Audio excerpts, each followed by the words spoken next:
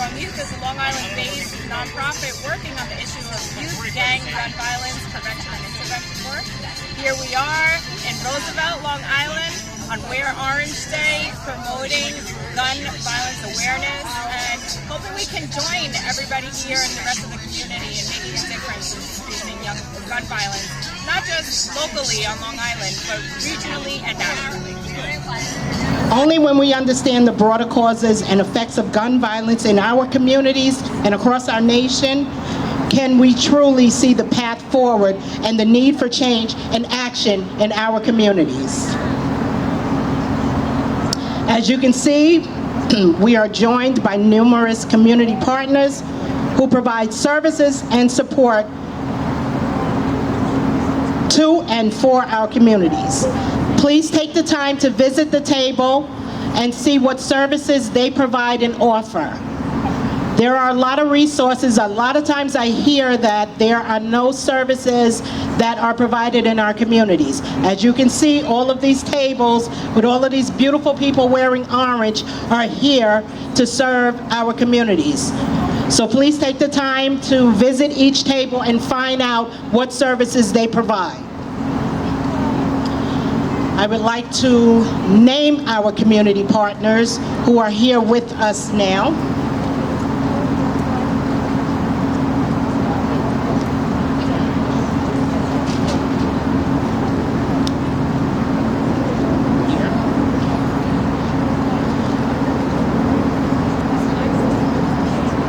Okay, we have in the blue over here, our table, we have March for Our Lives.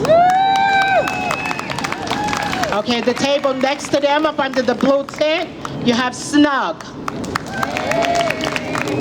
Right behind them, you have Roosevelt. It's EOC. It's EOC from Roosevelt, Freeport, Port Washington, Glen Cove, and Rockville Center. I'll just name all of them, okay? Choice for All is the table next to EOC.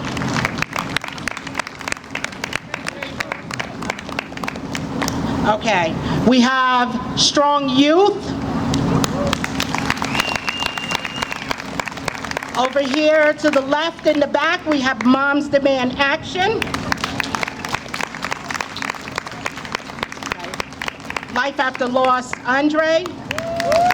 And Nassau County Office of, next to Life After Loss is Nassau County Office of Crime Victim Advocates. Okay, next to them is a part of Moms Demand Action. Their organization is called Be Smart. Next to them is New York Against Gun Violence. And we have Northwell Health next to them. And we're honored to have Nassau County District Attorney's Office also. We thank you all for participating today and being a part of such a monumental day. With that said, did I name everyone? Okay, I would like to acknowledge Legislator Deborah Moulay, who just came in. Thank you for being here.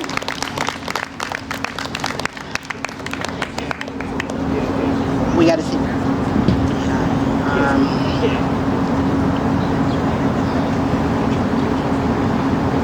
Okay, I usually start off with the welcome. I introduce and I start with a keynote speaker. But before I do that, kind of soften the mood a little and just to hear from Ruth Robertson. If she can come up, she's going to share a spoken word, a poem with us. Yes, please give her a hand as she makes her way to the stage.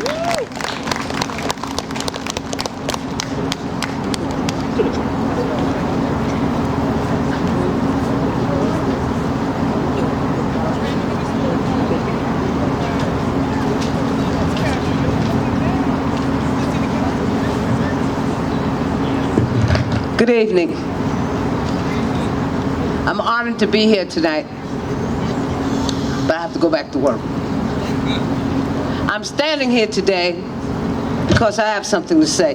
There may be some words that some may not want to hear because the truth brings fear. Thousands die or are maimed due to gun violence in America every day, in homes, in schools, and on the street. This is real, not symbolism. I've often heard that guns don't kill, people do. But if guns could be eliminated, it would be safer for me and you. Truth is, our society is on a path of destruction. A new society is under construction. The debate between the good and the bad has not come to an amicable conclusion. This is really sad. Stop the violence.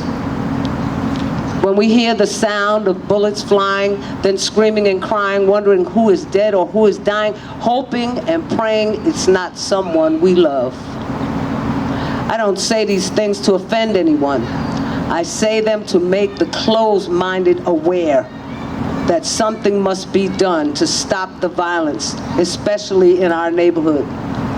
Statistics will tell you it's not looking good. For our youth and elders who occupy the space, they want to hide just to be safe. Truth is, there's nowhere to go. Watch your children closely. Know who they are associated with mostly, whose homes they enter, unaware of calamity. We must protect and save our youth.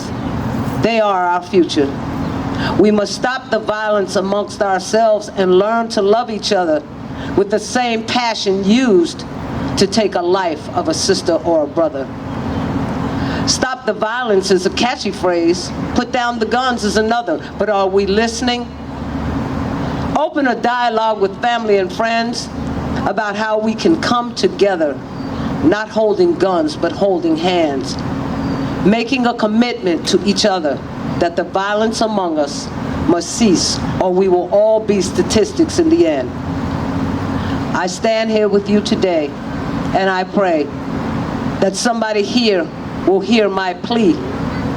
Let's get the guns off the street, out of the hands of children and out of the hands of criminals, and try to live life that's normal. I pray for all who are within the sound of my voice that instead of mourning, we rejoice in the honor of those who have lost their lives to gun violence. I pray that when you leave here tonight, that you and your family remain safe. And last but not least, I pray for the souls of the deceased. God bless you all. Amen. This is dedicated to all men, women, and children who have lost their lives and all those who have been affected by gun violence.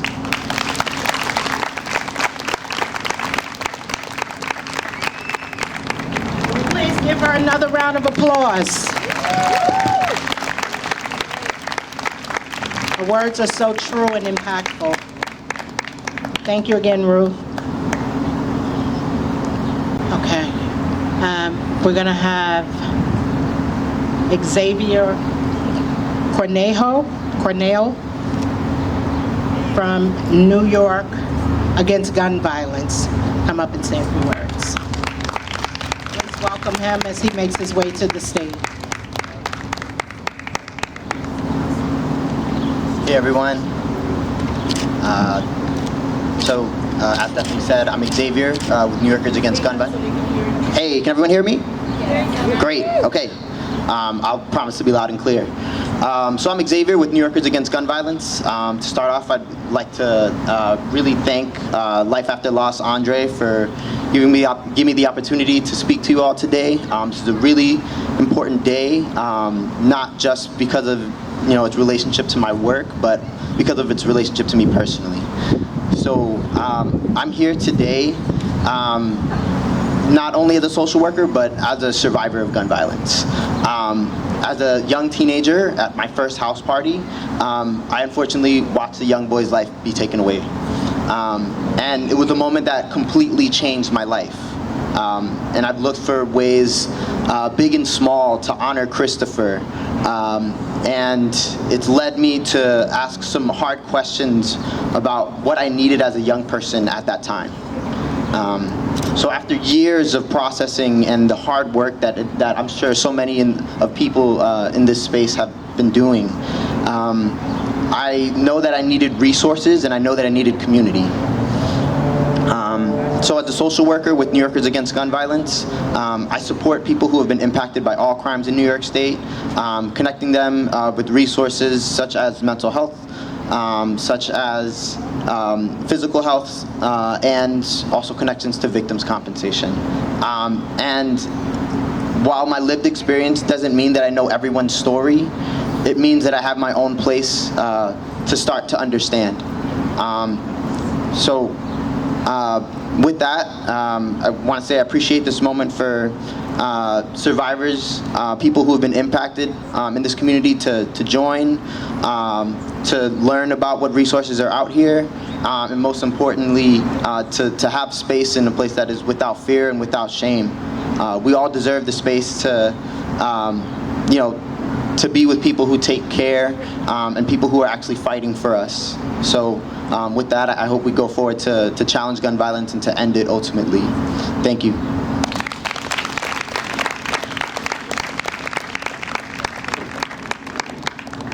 Thank you so much, Xavier.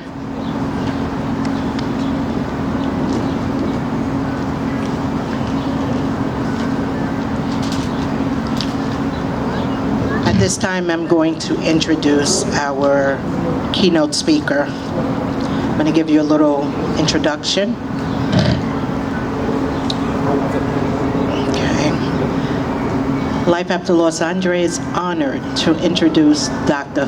Foyer, a distinguished leader in pediatric mental health care for Northwell.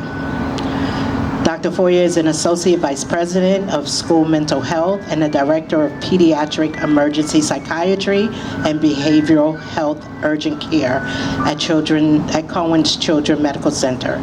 She also serves in education as an Associate Professor in Psychiatry, Pediatrics, and Emergency Medicine at Zucker School of Medicine at Hofstra. Dr. Foyer has been instrumental in enhancing mental health and psychiatric services across Long Island. She spearheaded the launch of Pediatric Behavioral Health, Urgent Care, and School Behavioral Health Centers, collaborating with over 50 local districts to provide vital access, consultation, community education, and professional development. Her dedication to improving emergency care and youth mental health access, along with her national leadership in developing care standards for pediatric crisis behavioral health, make her contributions invaluable to our community. Dr. Foyer's passion for ensuring access to mental health care for children includes suicide prevention, fostering partnerships with schools and primary care providers, and are both inspiring and impactful.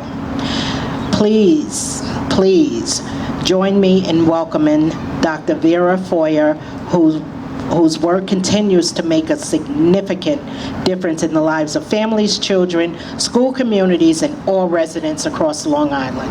Please give her a hand as she makes her way to the stage.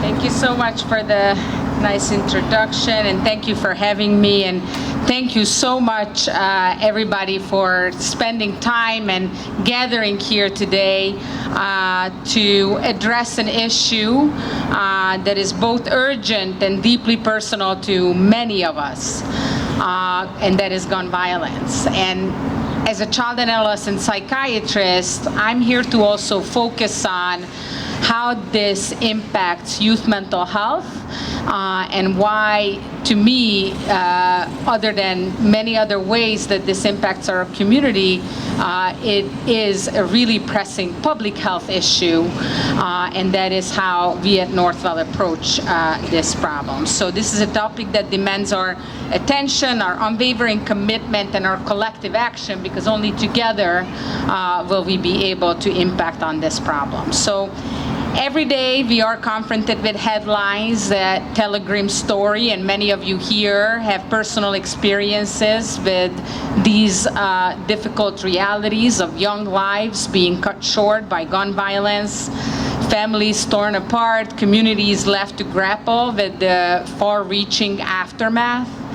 And we know from studies from the Center for Disease Control, the CDC, that firearms are in fact the leading cause of death for children.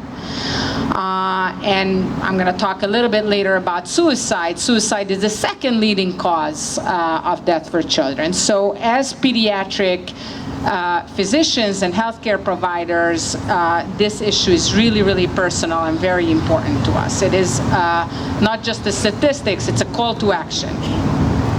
And it's not an isolated issue. Many different factors to consider, but it's also intricately linked with the mental health crisis that we are facing and that our youth are facing. We talk a lot about mental health, and especially in this post-COVID era, lots of numbers. I'm sure that you've all heard the statistics about now 1 in 4 children grappling with a mental health issue, and there is a reason why that crisis is evolving, and these two things are connected. And gun violence is, like I said, a public health issue, and we must approach it as such.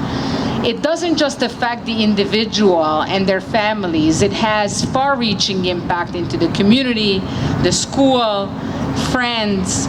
The trauma inflicted by gun violence has far-reaching consequences. It impacts mental health, physical health, overall well-being, and it really requires a comprehensive approach from all of us to target. This means investing in prevention. This means investing in intervention and support for those affected. And again, as a mental health provider, that means helping to prevent mental health problems, helping to prevent suicide, promoting programs that help suicide prevention in schools, in our communities. Those programs, one really important factor about them is things that promote connectedness and connection and resilience, are preventing not just gun violence, but also mental health issues. And like I said, these issues are related to one another. So a word about the trauma.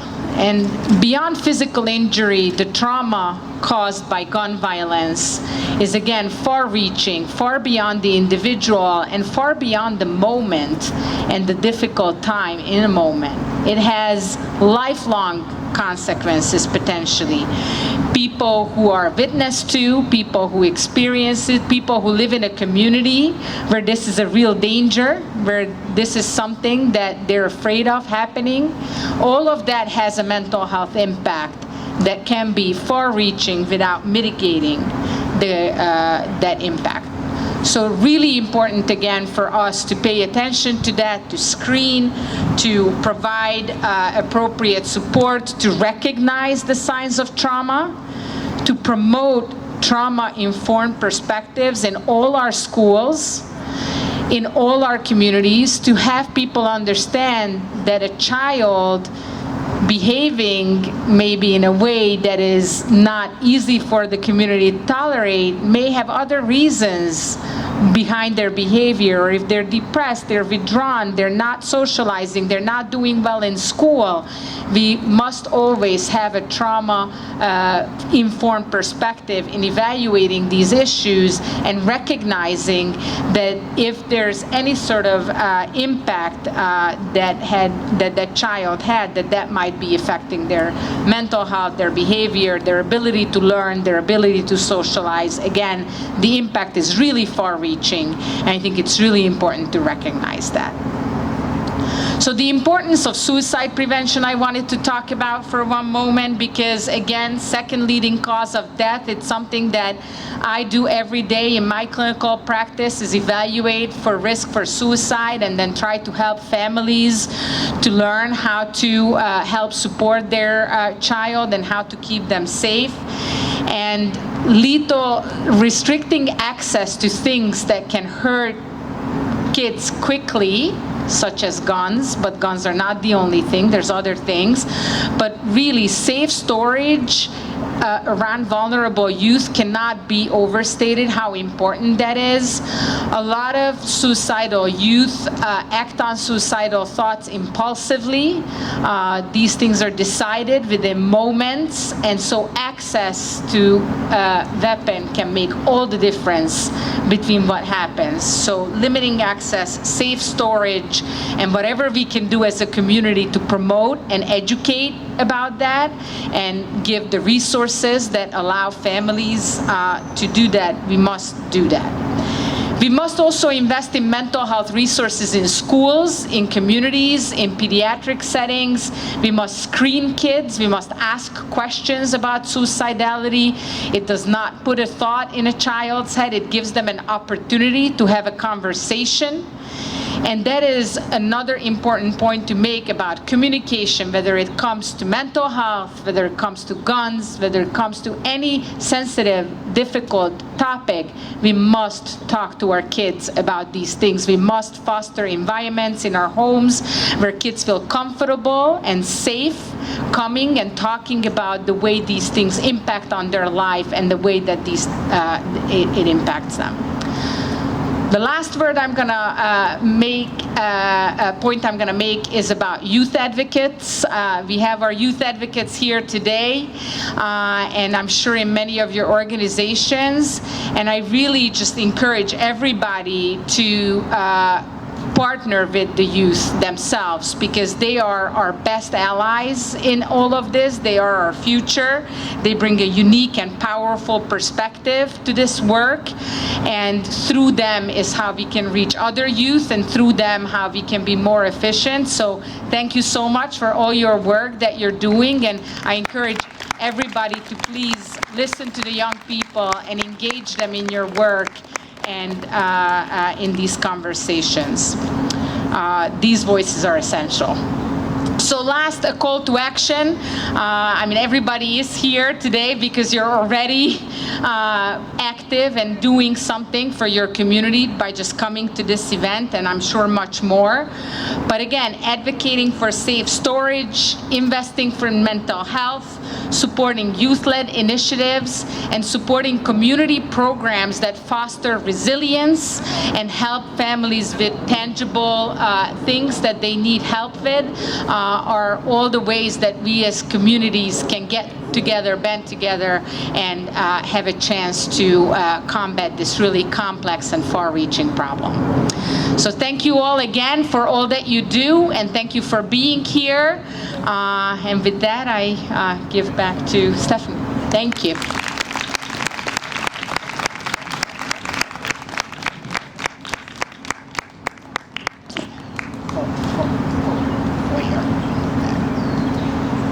Okay, a round of applause again for Dr. Foyer. Thank you so much for taking time out of your schedule. As she mentioned, our next speakers, March for Our Lives. This is an organization of seniors. This organization is youth. It was born out of a tragic school shooting. March for Our Lives is a courageous youth-led movement dedicated to promoting civic engagement, education, and direct action by youth to eliminate the epidemic of gun violence. Excuse me.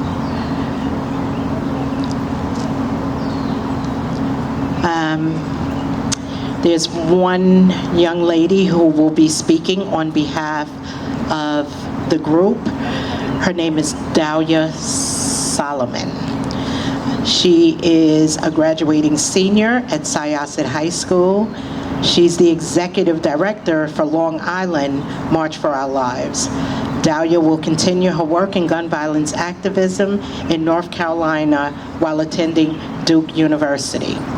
At this time, I'm going to ask that all of you come up as she speaks, that you support her.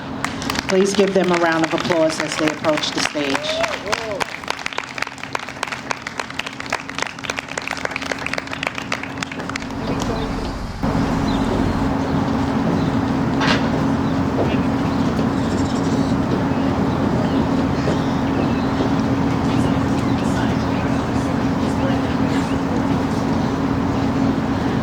Hello, everyone. A booming voice, assumingly the voice of the principal, rippled through the hallways of my elementary school. Her words remain stamped into my memory. The 5 o'clock meeting is canceled. While seemingly easy to decipher, these words actually carried a heavy weight. They signaled to the teachers and administrators to begin the careful procedure that was a lockdown.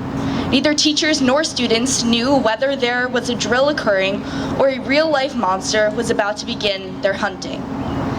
Me and my peers hid in the corners where the crayon drawings of sunshine and butterflies lived, as my teacher frantically locked every door, closed every blind, and protected her class of first graders. I would shut my eyes until it was over. I didn't know why I should be scared, but the look of horror on my teacher's face reminded me of my nightmares. This was my first introduction to the epidemic of gun violence. Thank God this instance was a drill, but for many that age, younger or older, these moments are not just drills. We are the generation that grew up with school shooter drills, metal detectors in our high schools, and vigils on TV. We are so well acquainted with this kind of violence that some of my peers have become numb. They overlook another news article, another law not passed, another peer that has all the signs and the predisposition to committing acts of violence on a massive scale. But I'm here to say that no matter how easy it is to simply give up in a world that works against us, not for us, we must persist. While I could give you a list of statistics all supporting some of the ideas discussed today, instead, I want to highlight the work of our youth right here on Long Island by celebrating my group, March for Our Lives Long Island. Over the past 2 years, we have been able to have a rally, work with politicians to talk about legislation, amass a membership of 60 Long Island teens, and receive public attention for our work. This year, however, we have been spearheading the campaign against armed guards in at least 20 Long Island high schools. Armed guards in schools have shown to only increase the chances of violence in schools, as data has shown us. Armed guards are just a band-aid solution that feels right. But at the end of the day, weapons do not solve weapons. This is why our group has worked tirelessly contacting school administrators, with some of our members even standing up against their own school. We have also concentrated our efforts on passing the School Anti-Violence and Education Act, which is a piece of legislation meant to provide funding for anti-violence programs in New York schools, stopping violence before it occurs. We have contacted and spoken to dozens of assembly members. With these two campaigns in mind, we will be having a rally at the Nassau County Legislature on June 30th. This rally could not be more important considering what has been going on in our schools right here at home. We encourage you all to attend. It is so incredibly important that we all stand together in this moment. I still believe that one day we can live in a world in which school shooter drills are nothing but remnants of my generation's childhood. But for now, this is still just a dream. Thank you for all that you do in making the possibility of this dream coming true more and more likely. Thank you.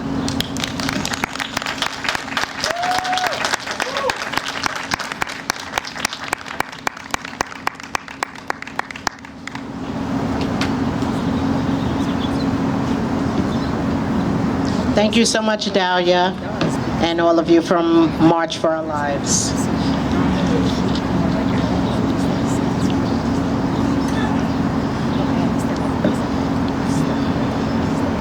Okay, before I bring Strong up, I actually want to bring up survivors. And I'm going to start with Deanna, okay? We have a few, we actually have 2 survivors who will be coming up and speaking. one who was impacted by suicide, and a mom who lost her son. So I want to have them speak before I have Sergio come up and speak. All right, Serge? Okay.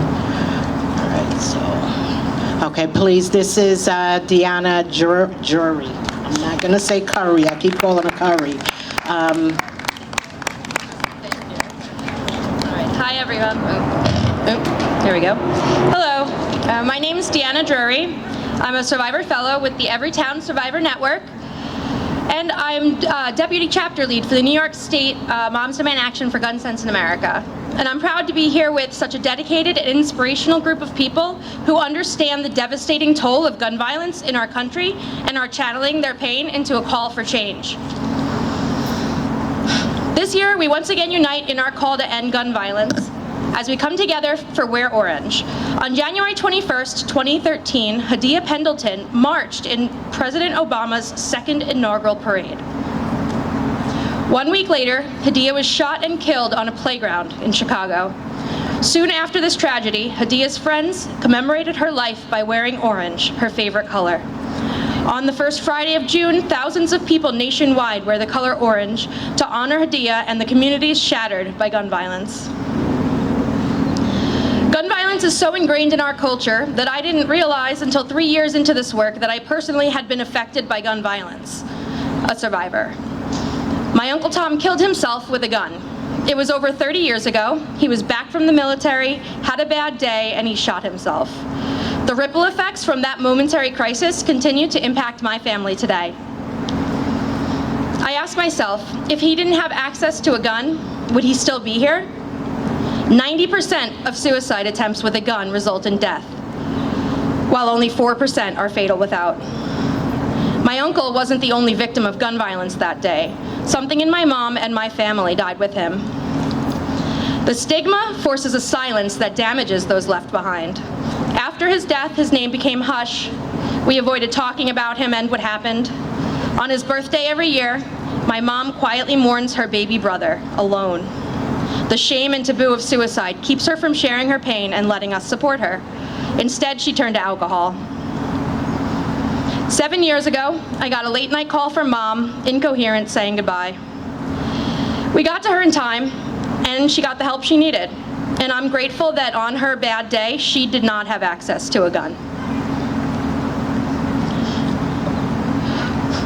We're a nation of gun violence survivors. 59% of Americans have experienced or lost loved ones to gun violence. Centuries of systemic racism and discriminatory policies continue to fuel gun violence, serving as obstacles for building resiliency and safety in Black communities, resulting in a disproportionate impact. 71% of Black adults have experienced or lost loved ones due to gun violence. The impact of every instance of gun violence can be felt for generations. As incidents of gun violence have grown, so too has this movement to stop it. We're on our 4th year of partnering with Life After Loss A.N.D.R.E. to create this beautiful and impactful Wear Orange event. It is such a gift to have met Stephanie and George and to have the opportunity to get to know so many of you who are leading the gun violence prevention work in your communities and inspiring future generations of change makers. Together, we can end gun violence. And now, I am going to call up Jimmy because it's Stephanie's birthday, and we need Stephanie to come over here too. Where are you? Her birthday was a few days ago. And Stephanie, you have to come up. Where'd you go? Oh, there she is. All right, everybody, you want to sing to her, right? Okay, 1, 2, 3. Happy birthday to you. Happy birthday to you. Happy birthday, dear Stephanie. Happy birthday to you.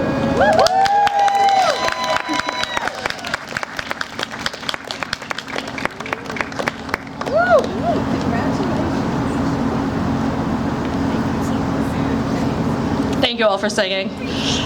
And I believe that Peggy Herrera is next. Yes, awesome.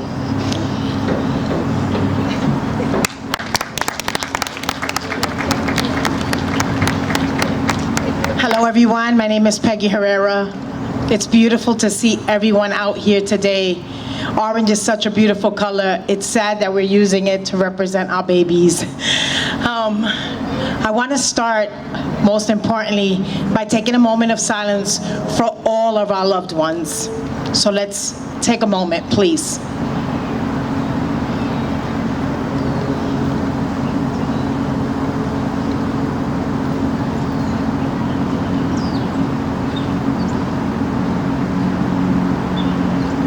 Thank you. So today I want to begin by saying, on behalf of all the mothers, I know that you will agree that we don't come here today because we want sympathy or we want anything else, but to keep the memory alive of our loved ones, because they mattered. They were taken from us. We don't lose. If you lose something, you find it. They were taken from us. And so today I want to start by saying that when I look at the amount of gun violence and I think of it, I wonder, when did it become okay for us to kill each other? When did it become okay for us to pick up a gun and use that as a coping skill and take someone else's life?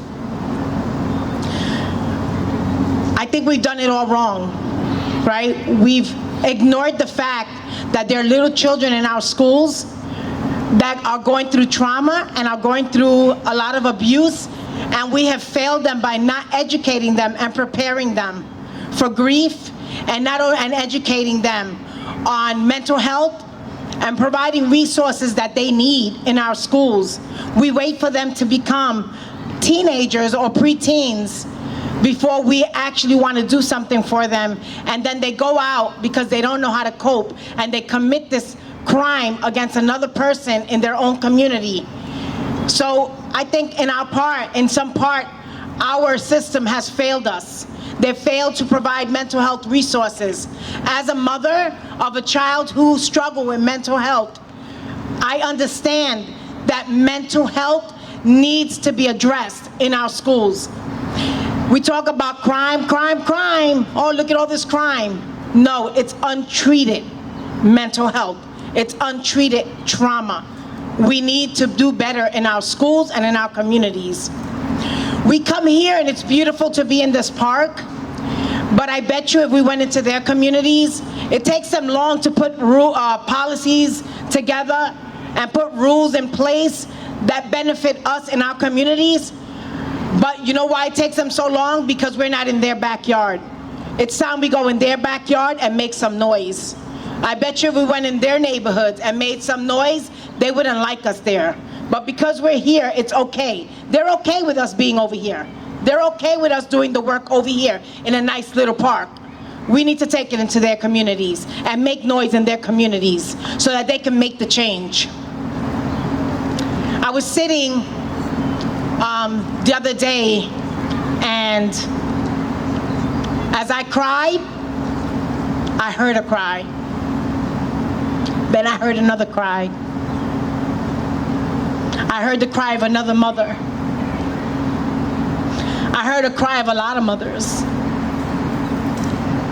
There's a cry in our communities, but they're not hearing it. They can't hear it, right? Us closer to the problem or closer to the solution. It's the cry that asks why. Why? No one can comfort that. Yesterday, to me, July 2nd, 2022, my little man, Justin Bayerga, was murdered at his 24th birthday party. He will forever be 24. Friday after he was pronounced dead, the Friday after, his fiancée, after 5 years, found out she was having a baby. Now, I lost my husband 19 years ago now to cancer. I watched my son's face. While I was his biggest hero at every event, he played sports, he played nationals in football. I was there for him all the way. I homeschooled. I did everything a mother is supposed to do. I did it right, I did it wrong, right? But then he was 16 and he wanted to go to school. and I saw the mental health. I saw it. And all they had in school for him was medication. No one to help him process what he was going through. And here I was fighting for my child. And he goes on his 24th birthday to celebrate his birthday party. And someone decides to come in and shoot up that birthday party. 4 people shot. He saves his friend's life and takes the shot. Normal, there's no more normal. There's no more normal. And so mothers, today, I want to say that even in the pain, our pain is a gift for someone else. We may not see that. In our pain, we don't see that. But we take this pain, these ashes, and we use it to go and help and save other lives. Let's go up to Albany. Let's go into their backyard and let's make some noise. It's time for us to make some noise.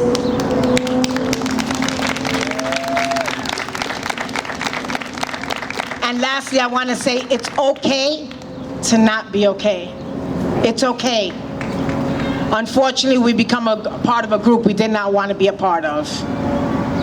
And so today, I just want to end with a prayer. Father, we give you thanks, Lord. I thank you for every mother here, Lord. I thank you, Father God, because as mothers, we are hurting. We hurt. But in our pain, help us to take this pain and use it for purpose. Help us to go out, and for the one that we carry in our hearts, help us to save the thousands. In Jesus' name, amen. Thank you.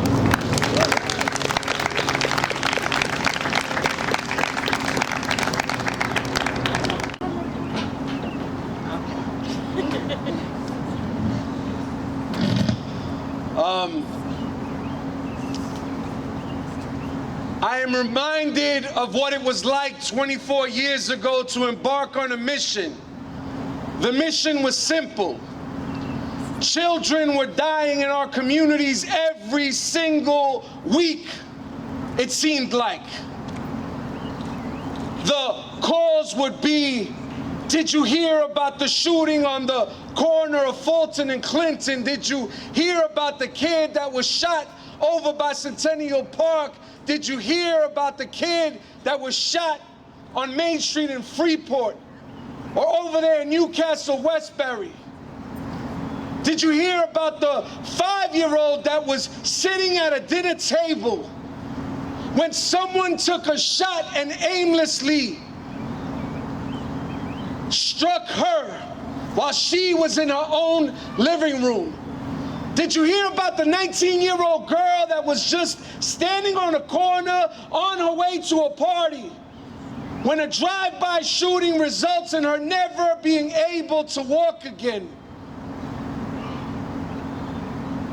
Funeral after funeral, the same faces showing up, the same faces writing down names, writing down ages, writing down dates, keeping memorials.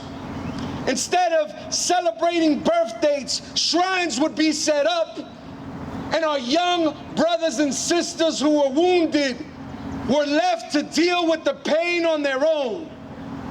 And so some of us would show up.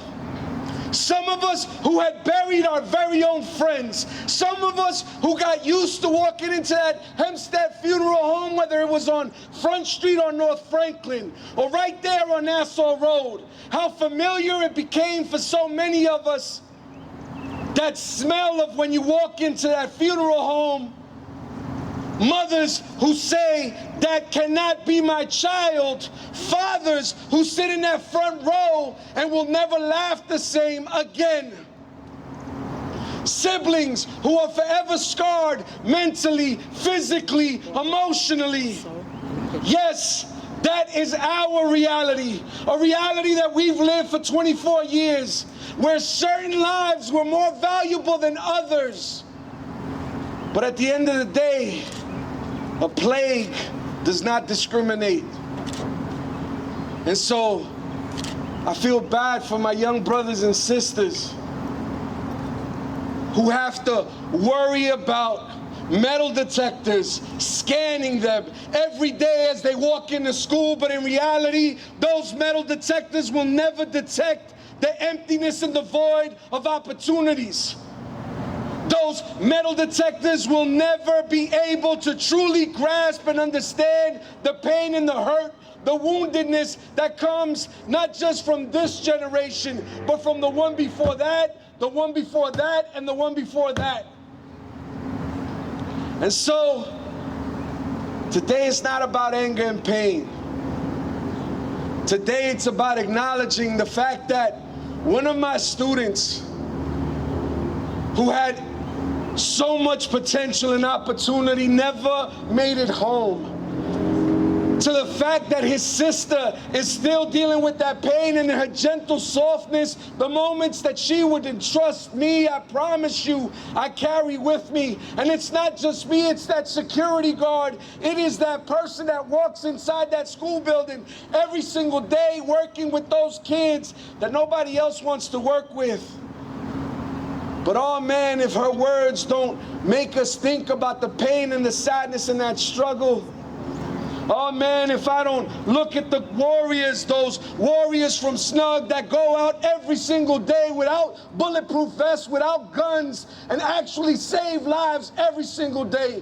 Oh man, if I ain't proud of the sisters and the brothers that work for Strong. Some of them with lived experiences where they would not hesitate to squeeze a trigger. But because it was easier for them to get hands on a gun than it was a library card. Because it was easier for them to be placed in that brand new air-conditioned wing in the Nassau County Correctional Facility, better than it was a school with good resources and books and opportunities. Yeah, no. People are standing up and demanding a change. You see, Stephanie and George had to go through this horrific moment. Miss Terry Little had to live that horrific moment. Miss Jackie Ochoa had to go through that horrific moment. But I can guarantee you that the guardian angels that we have up in the heavens that are looking down upon us now are rejoicing, because regardless of those demographics, regardless of the segregation that Long Island was founded on, we are breaking down barriers. We are breaking down stereotypes. We are the ones saying, not one more. When politicians fail to stand up and do what is morally right, we will be there and say, not one more. When these individuals fail to invest in the programs that are saving lives, it is up to us to get up and say, not one more. We want different. Don't arm guards. Don't give us more police. Don't give us inside those buildings. Help us save our kids, because guess what? Yo, by elementary school, we know the ones that need the most help. We know the ones that need the most support. And what I see here today, you know, some of us that have been here, we carry those wounds and we live in that space. I'm gonna tell you something. Yo, we gotta let it go. We gotta put our energies towards this, because this is the change. This is the change that everybody has been waiting for. And while it hurts that many of us around this time has to strategically place furniture. Yeah, no, I don't want my daughter's bed by the window, not in the months of May, June, and July. No, my kids can't go to that park because guess what? I need them to survive, so we're gonna take that 10, 15-minute drive. Eventually, we will be the change, and we may not be the ones to get to see it, but I guarantee you that these warriors, these little warriors up here, that little man right there who will someday forget what the voice of his brother sounded like, what the voice of his hero sounded like, will ensure that the echoes of all of our babies, of a kid named Lord Carter, of a 14-year-old girl named Jennifer Grimes, And I could go on with those names, but not one more. And it is because you are here today. Now I'm gonna tell you guys something. Next year, we gotta do something different. We gotta start planning on this. Our sister Steph and our brother George need our help. We need to start planning this in March. We need to start knocking on doors and making sure we bring everybody out. We need to register people to vote. We need to make sure that we run our own candidates. I'm ready to run one of these youngins for office because that is the only thing that is going to change our communities. My beautiful people, you have no idea how phenomenal you are. The world will be different, and it has to do with the fact that you are here today. I'm gonna end it like I always do. It's not your community, it's not my community, it's our community. If we don't take care of it, who will? Remember that all our kids are destined for greatness. They just arrive at different times. We're the ones that have to let them soar and make sure they land that plane. Thank you, God bless. And praise God.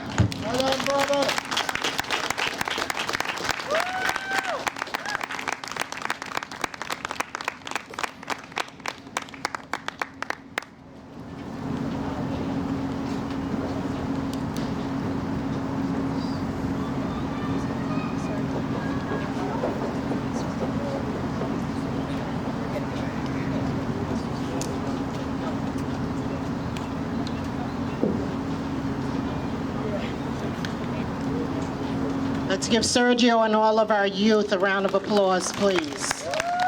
Thank you, Sergio, for those powerful words. At this time, I'm going to have Matthew Harris, the project manager of SNUG, to come up with his team.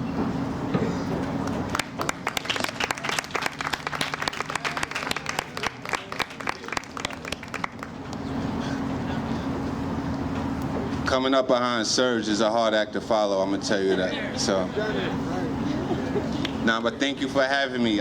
My name is Matthew Harris. I'm the program manager for Hempstead SNUG, and this is my team behind me. At Hempstead SNUG, we work to reduce gun violence by mediating conflicts with those at the highest risk of shooting someone and being shot. I'm gonna say it again, we work with the ones at the highest risk of shooting someone or being shot. And I say that because it's important to know that when somebody is shot or there's a victim of violence or crime, it's not only that victim life that was impacted, also it's the ones that's perpetrating the violence that's impacted, their families and the community that all this violence is happening in. So it's very important to know that, and we need to support all parties involved.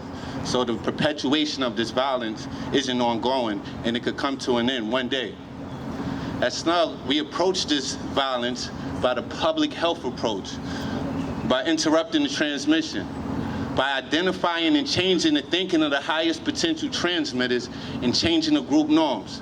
Here we work with individuals, and we get them in our space, and we give them resources.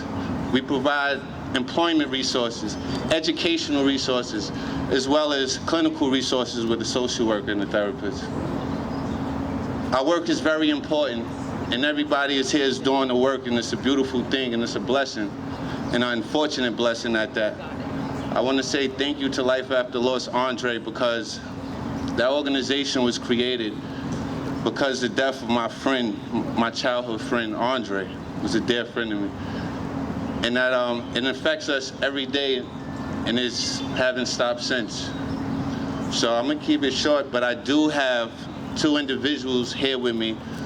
One will share his experience through his being affected by gun violence directly, personally, and one that's gonna share a song that she wrote.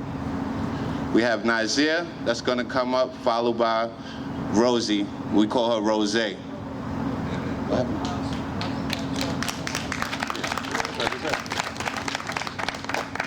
Hi.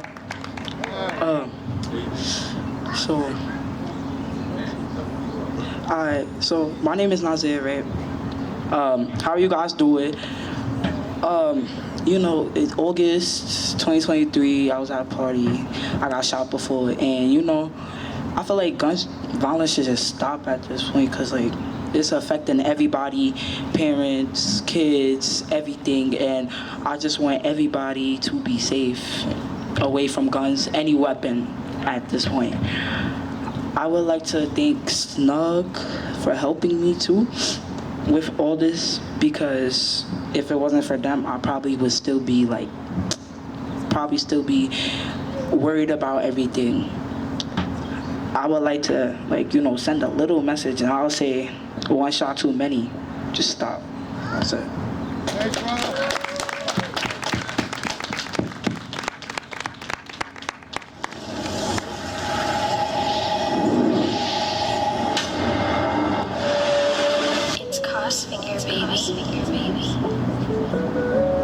Rose, love. It's Finger, baby. BeatStars.com.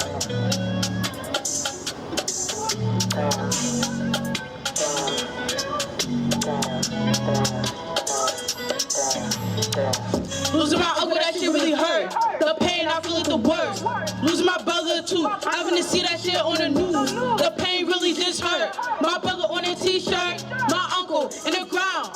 Now you really know now how I really feel. Crying every day. See the pain in my face, you see the pain in my eyes. Every day I cry, I be wondering why. Is it safe to go outside? Cause every day I cry. Like, I wanna know, is it safe? Cause every day I'm going outside, I don't even feel safe. Like, I don't know what to do. People know that I'm sitting in the booth. Let me tell you the truth. Yeah, I'm missing my brother and my uncle too. That's why I'm up in the booth. I ain't telling no lies. Every day I cry, I be wondering why. Is it safe to go outside? Missing my uncle and brother. I wanna know, is it safe? Is his mom saying not safe? I don't know why. With therapy every day, and this shit going through my brain. It ain't safe with a gun. I was done to play with a gun. Yeah, I'm dumb. I lost a brother to a gun. Now I'm crying, tears running out my face. Wondering, is it safe? Cause I don't even feel safe. Damn, tears running out my face. I don't even feel safe. Kids dying every day. They mom say it's not safe. Stop playing with them guns. We don't need a shooting every day. Living in Hempstead, make it a safer place. Throw them guns away, make it a safer place. Kids dying every day. They mom say it's not safe. To make us feel safe. And it was we live with people having guns. I don't know if it's safe in the crib. Joshua got shot. He was only 15, and Hector got shot. He was only 19. Kids dying every day. Their mom say it's not safe. Living in Hempstead, make it a safer place. Innocents die every day. Just put them guns away. Who else gotta get shot? But it'll be a safer place. I lost a brother to a gun. You see the pain it could cause. Every day y'all cry. I be wondering why it had to be him. If it wasn't no guns, my brother would still be here. And all the innocents that died, they would still be alive. Kids dying every day. Their mom say it's not safe. Make it a safer place. Damn. That's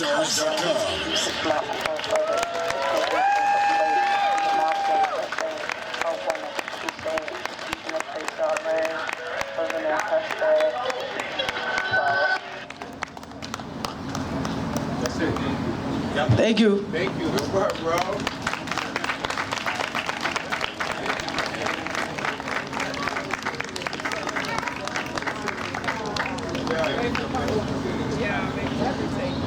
Okay, thank you. So unfortunate that our youth have to make songs like that.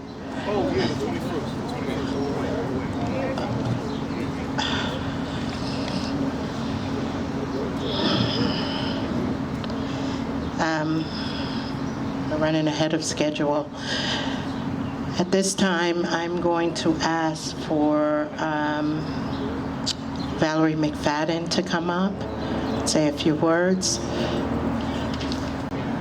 She has been a strong advocate for over 20 years.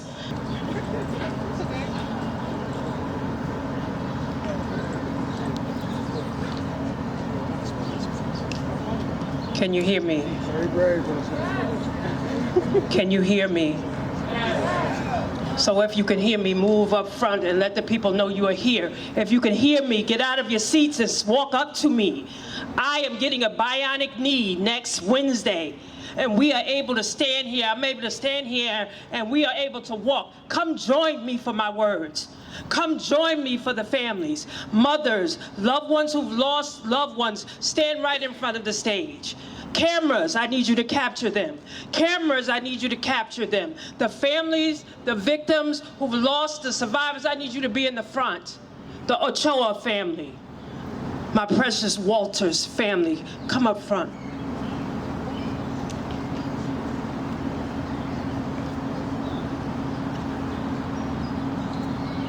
Come up front, ladies, my mothers, come up front. Miss Drain, Andre's parents, come up front. Victims with bullets in them, come up front. You see what's happening here right now? Look how people are moving. If I can stand here with my knee in so much pain, why do we still have people seated? I asked you to come and join me with these families. Miss Terry, come up front. Because I want to know if you can hear me. I'm going to say it one more time. Join me. Please join me. Come up front. Unless you have a broke knee like me, everybody come up front where I can see you. And I need the people with cameras not to capture me. Do not capture me because I'm standing. I need you to capture yourselves. I need you to capture these families. Cameras. Come a little closer. Because this is what we're missing. Come a little closer, being able to be close with one another and take care of one another. Come a little closer. Take your cameras out. Take your cameras out and capture these families. You see, me coming here today, my right hand is not with me because he felt I shouldn't be here because I'm preparing for knee replacement surgery. Sergio said to me, I didn't recognize you. I had a person ask me, are you sick? Because I've lost so much weight. But I come today for all of you. I come today for the tablet on my back and the albums in my phone, where every day, 365 days of the year, I can put up a memorial of someone who's lost their life to gun violence just here on Long Island. I can do that. As Sergio talked about letting it go, I eat it, I sleep it, I think about those kids, I think about their children every single day. I don't let the every day that goes on in my life not let me think about all of these people. Raise your hand if you've seen where I've thought about you. Raise your hand. Raise your hand high if you've seen that I've thought about you. Raise your hand if you've seen me show up and not need to be on camera, not need to be seen. Do you know why I do that? Because I care about each and every one of you. Those that I didn't know and those who didn't know that I was keeping the record. Those that didn't know that I was talking about your family member, talking about your child, talking about your husband, reminding us that we still have murderers loose on our streets. We still have mothers going to trial. We still have that open wound every birthday, every holiday. And when you give birth to a child, see, I'm a mother of two. And as I got up to speak, my daughter sent me a picture from Charlotte, North Carolina, saying, Mom, I wish you were here. I'm opening my little store. And I know how that feels as a mother to hear from my children every day. And if I didn't hear from them, what would that feel like? Well, it feels like when I think about Walter and when Walter's mother didn't recognize who I was, and I look into her eyes and see the pain. See, I remember when Walter was in the hospital from being in a car accident on the Meadowbrook Parkway and me running to the hospital and going to the home and making sure he's all right. I also made sure he graduated from Uniondale High School in 2020 and filmed it. He wrote the first book for my granddaughter, which we still have. So as they continue to take our power off of our streets, Mr. Livingston, who was gunned down in Suffolk County, murder still unsolved. Let's talk about it. We have got to come together. The reason I kept asking everybody to move together, because we move in pieces. This is one fight right here. Different names of groups, but one fight. So I'm gonna ask you again to come a little closer. Come a little closer. Yeah, I'm very theatrical because I believe if I can show you what your power is, then I believe that I want you to hear me, because I often wonder, not can you see me, because I'm a big personality, and when I get nasty, and when I get angry, I even get myself in trouble, because that's how important these families are to me. I don't even get invited sometimes to things because of the way that I fight. And guess what? I don't care, because I don't care to be seen. I want to know that you hear me. I want to know that you know that Greenfield Cemetery is almost filled.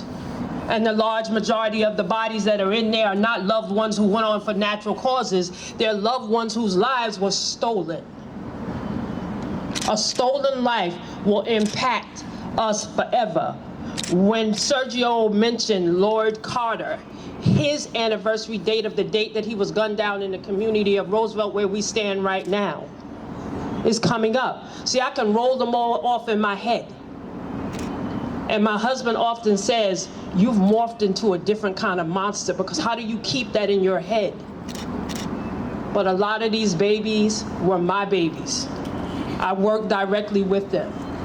Even today, as I stand here, I've lost 2 young people that I worked closely with in my career, Rasan Rice, natural causes, and Dominique Lee. But I still stand here today in my sadness, in my fear of having a total knee replacement, being a mother trying to figure it out, and wondering what will happen if my knee doesn't heal right and I can't be out here to help our young people who are in possession of guns right now. If we look at Suffolk County, we've had multiple shootings and deaths in the last 4 months. But you know what's sad? We got more noise about the cricket competition than we have about the loss of life. We got more security for the cricket competition than we have to save lives. For 10 days, 12 days, they thought that was more important than every day here on Long Island. So as you come together in your different organizations, I want to ask you again, can you hear me? Yes. You see what I mean by not hearing and working in pieces? I'm going to ask you again, can you hear me? Yes. I'm going to ask you again, can you hear me? Yes. Not can you see me, can you hear me? Yes. Can you see these families though? Yes. That's what I want to know. Can you see them? Yes. Look in their eyes. Somebody tell me what you see. Sergio, tell me what you see, please.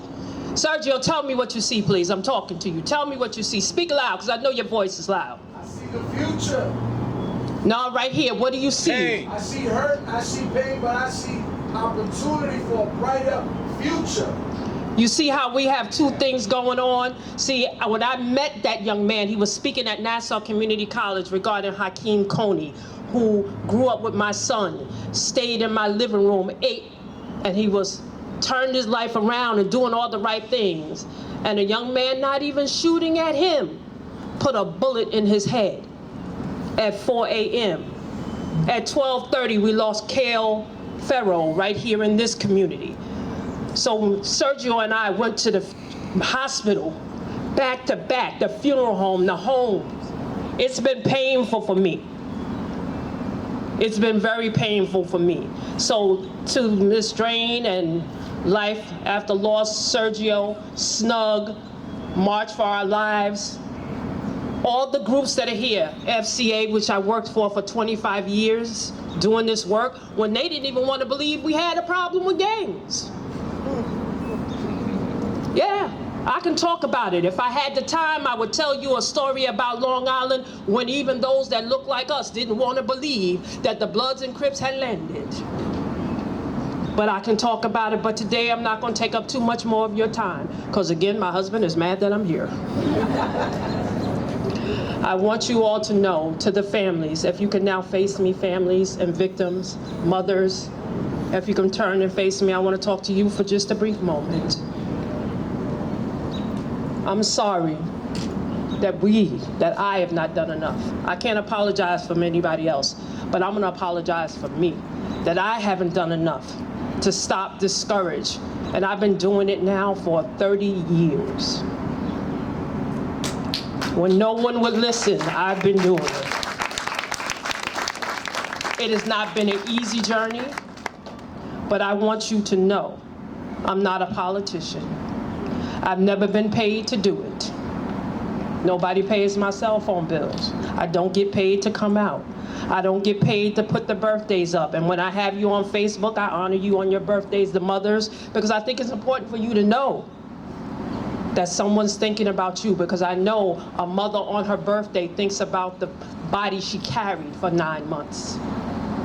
And then she thinks about the body she carried every birthday that that child has, and that anniversary date, and that birthday, and that Christmas. And I want you to know that you are forever in my thoughts, every single day.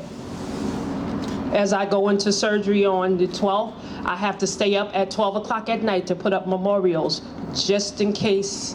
And my husband said, why would you say that? I said, just in case I don't make it. I want on the 12th, those memorials to go up. Now I plan on making it, so y'all pray for me. But you never know. But I tell you what, when you look at Facebook and Instagram, those memorials will be up, because I want you to know, if that's the last thing I do, that I cared about you. May you have a blessed night. And I know you're gonna move back as the speakers go again. What I would ask you to do is stay where you are so that you can hear us, not see us.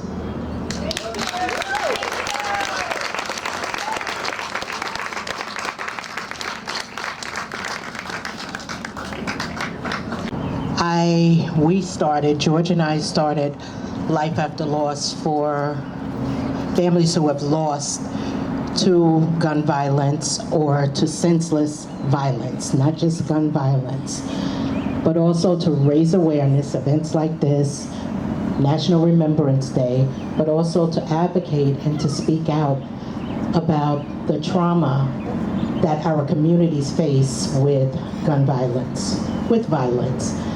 And it's traumatic for those who are injured and wounded due to gun violence, for the families who have to endure the pain of being traumatized by gun violence. I thought it was important that this morning, George and I had the opportunity to go to Northwell Hospital, and we have been collaborating, working with Northwell and the work that they do, speaking out against gun violence and everything that they do. But Gina Marie and the whole Northwell team puts a lot of effort, and every organization here know that this is an important event. It's important not just this day, but every day, to speak out and speak loud about the trauma that we face in our communities, but also across the nation with gun violence. So Wear Orange focuses on gun violence, but I always like to mention that the senseless crime and homicide, everything that we're facing in our communities, we can say enough is enough. I have a speaker, his name is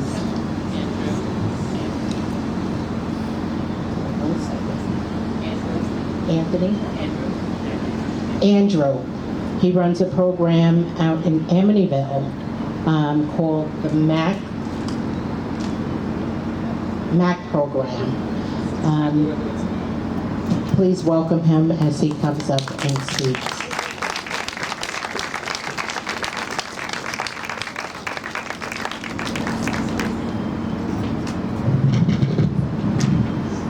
How's everybody doing out there today? I want y'all to give Miss Stephanie a hand for putting this together. Please, man, a big round of applause.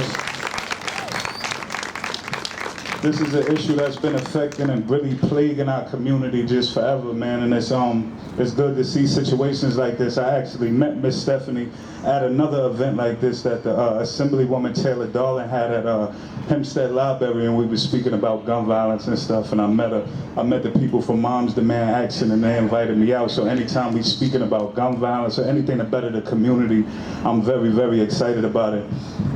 Like Miss Stephanie said, I'm Andrew I.O.D.G. I'm the founder of Bolden Mack Park, also the founder of the Mack Academy, which is an acronym for Making Athletes Career Knowledgeable. I'm also the co-founder of Minority Millennial Inc. We bridge the gap between policy and culture. I'm going to give you guys a little bit of background on Bolden Mack Park. We started Bolden Mack Park in 2017. It was a way to decrease gun violence in our communities. Our first year, we decreased gun violence 80% in Amityville. Like every year that it get warm,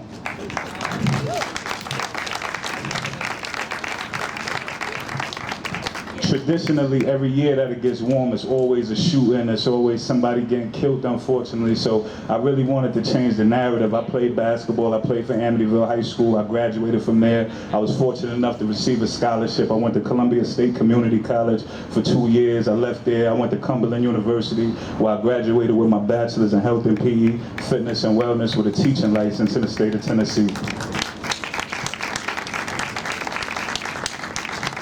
But my main focus now is really pouring back into the youth back here in Long Island. I've been really pushing a narrative, or really changing the narrative for young black men, giving them really something to look up to. It's really challenging times for them. They facing a lot of identity issues. They facing a lot of financial strife. That social media makes just the environment that much more aggressive, man. It was pressure on me when I was going to school to look good, but it's just a pressure on them now.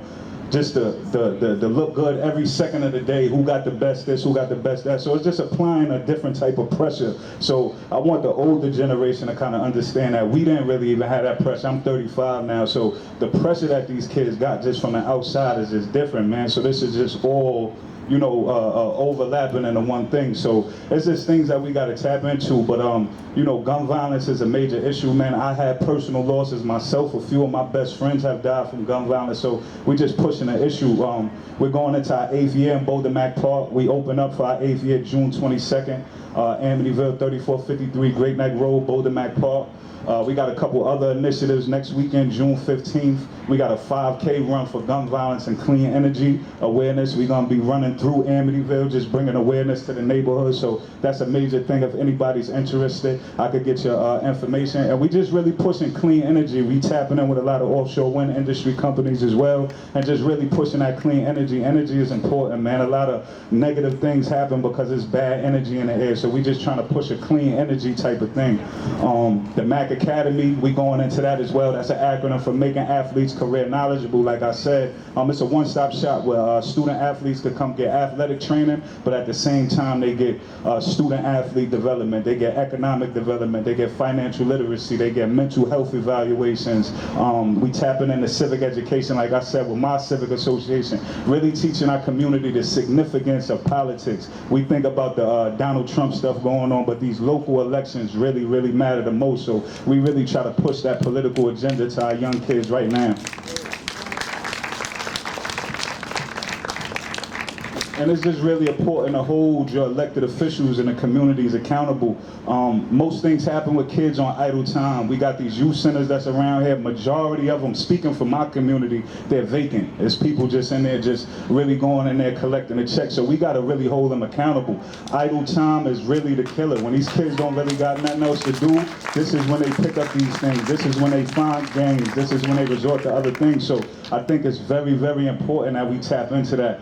I want to give a special shout out to SNUG, Serge and Rasmir. They doing great work. I've been tapping in with them. I got an opportunity to build with one of the, I don't know what Rich's position is, but I've been really working closely with Rich. We did a high school all-star game this year. It was called Shoot Hoops, Not Guns. It was Nassau versus Suffolk. So we had the best players in Nassau come out, best players in Suffolk come out. We had Rich come out and speak to the community and the kids just about this information for gun violence, because it's a burgeoning demographic in all of our communities, and it's really affecting us. Like she said, these families are really hurt, man. So we really got to tap in with the youth while they're younger. We really got to provide programming activities for them. Every second count. Idle time really destroys our kids. So we just really got to push the best foot forward.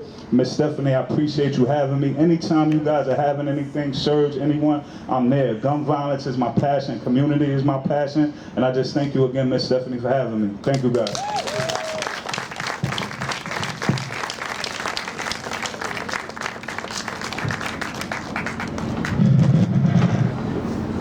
Thank you. Okay, before everyone starts leaving, we're coming to a close. Before I call up our last speaker, I just want to thank all of the community partners for coming out. Every partner out here serves a purpose for our communities, and to raise awareness and to a call for action. I want to give a special thanks to the Nassau County District Attorney's Office. I have worked closely with the District Attorney's Office and Nassau County Crime Victims Advocates Office.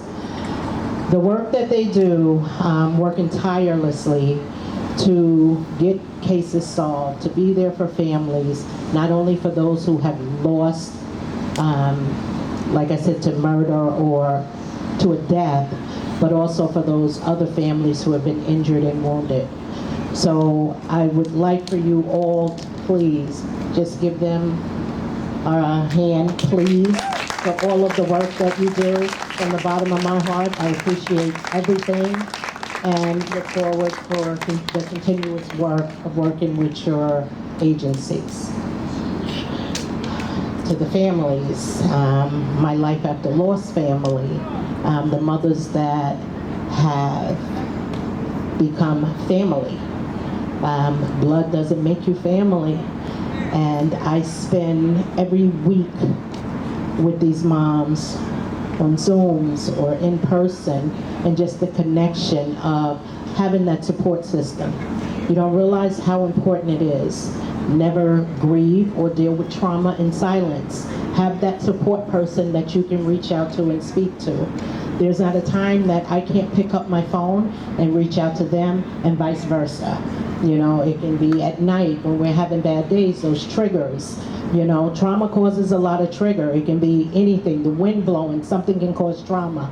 Make sure that you don't hold on to those emotions, to have someone that you speak out to, journaling, doing different things to keep you uplifted with everything that we're facing every day.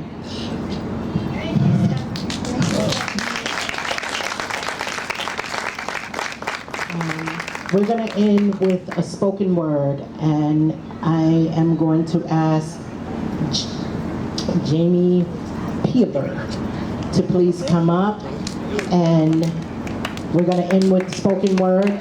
Please, please, please make sure that you receive resources and information from all of the tables and partners that came out to provide information and services. Again, thank you all for coming out, and we're going to end with, you speaking also? Okay. With LaQuania and Jamie. Good evening, everyone. So I'm here with my sister LaQuania Walker, who lost her son to gun violence years ago. So Stephanie has invited me to a few events to do spoken word. Bear with me, I'm coming off for 10 days of work, so I wanted to be here because I can't miss this event for anything. So I wrote this poem. It's called 3, 2, 1. It just speaks about how instantly life can be changed due to gun violence. So here we go. 3, 2, 1. Shots were fired. A car sped off, and a crowd of people scattered through the streets. Her first reaction was to run towards safety, but for some reason she could not move her feet. And into the distance, she saw faces slowly fade like a fast race against her perception. Heard a noise that sounded like someone screaming her name, coming from an unknown direction. And everything seemed to happen so quick, that's why she didn't have enough time to think. She was hit in a matter of seconds and fell to the ground faster than she could even blink. Tears ran down her cheeks as the pain settled in, and she laid there facing the sky, while each breath that she took lessened and her blood painted the streets. she begged God to not let her die. Because there were way too many things that she had yet to do before her time was up and before her life was through. Way too many places that she wanted to go and had not yet been. This way was not the way she thought she would die, and this moment was not exactly when. Because just 3 minutes ago, she was safe, she was fine and minding her own business, was having the greatest of days, and now this right here is how her great day would be ended. And just 2 minutes ago, she had no idea that a fight broke out from afar. And 1 minute later, someone she didn't know was reaching for a gun inside their car, with the intent to pull the trigger, making her the unintended victim of another senseless crime. Proof that nothing right can ever be a match for wrong when gunfire kidnap a place and time. You see, at any given moment, anywhere in Roosevelt, gunfire is sure to erupt.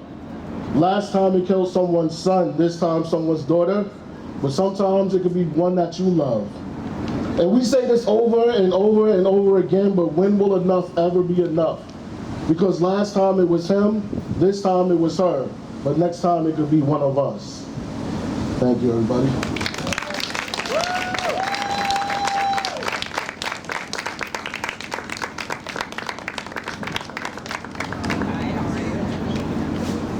Okay, guys, I was a little nervous earlier, and I couldn't find the poem, and so thank you, Valerie, because that was a big motivation to me. I love you. I want to read a poem that I wrote in honor of my son for Mother's Day. It was a Mother's Day poem. It says, Mom, oh how I wish that we could hear that again. We're screaming, but you can't hear us. We're crying, but there's no comfort. We're screaming, but you can't hear us. We're crying, but there's no comfort. I wake up every day, first thing I think of is your smile. Your humor and your laugh, they linger for a while. Now all I have are pictures to remember how it was, how they took you from me. There's no just cause. I see moms with their sons and it pinches at my heart. A constant reminder of the piece of me that's lost. Ask me what I wish, that I could take your place, to give you time to live your life so you can make the change. We're screaming, but you can't hear us. We're crying, but there's no comfort. We're screaming, but you can't hear us. We're crying, but there's no comfort. Mother's Day is on its way, don't know how to survive, when all I think about is how my son has died. The gift that was supposed to celebrate me has been taken away. There are no words, songs, or poems that fully capture this pain. Forever 24, he is frozen in time. Forever 24, he was my little man, he was mine. Ups and downs couldn't take away the love that we shared. It's his voice I can still hear driving me, screaming for a change. He is one of many. More are suffering through this. But how much more will it take for us to get justice? We're screaming, but you can't hear us. We're crying, but there's no comfort. We're screaming, but you can't hear us.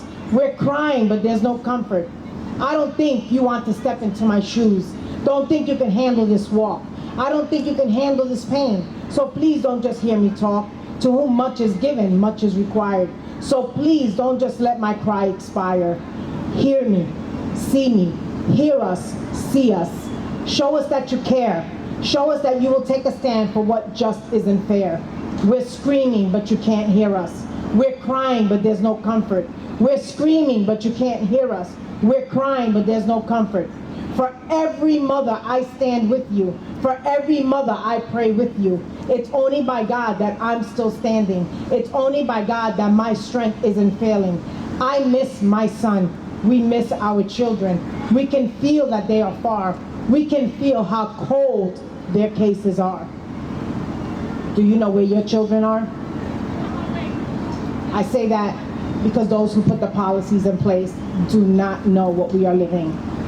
And I lost my husband and I lost my dad during COVID. But my child, there's no pain like the loss of a child. That's the only one that knows our heartbeat from the inside. So they really truly are the love of our lives. Thank you for letting me share my poem.